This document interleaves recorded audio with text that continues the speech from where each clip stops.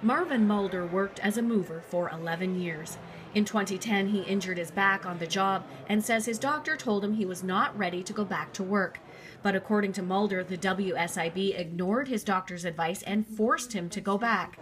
That made his injury worse, and now he can barely walk. It has destroyed my life, to be honest. It's ruined my family life. I have no social life.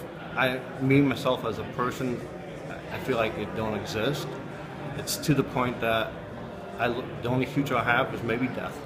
According to the Ontario Federation of Labour, this isn't an isolated case. They held a press conference at Queen's Park today accusing the board of overruling medical advice regarding readiness to return to work, insufficient treatment, blaming pre-existing conditions, and using paper doctors to proclaim patients healed despite evidence otherwise.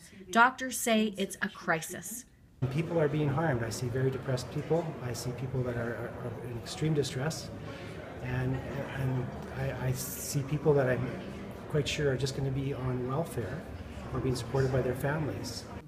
The Ontario Network of Injured Workers says that for some, the situation is even more dire than that.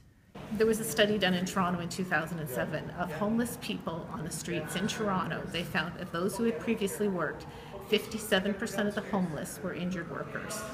That's just incredible. That people who were working, productive members of society, and because of a work injury, in a province where we have a workers' compensation system, like it's not like, we don't have a system that's supposed to be there to help us. These people are ending up on the streets. In Peterborough, Ontario, more than 400 GE workers developed cancer after years of exposure to toxic chemicals.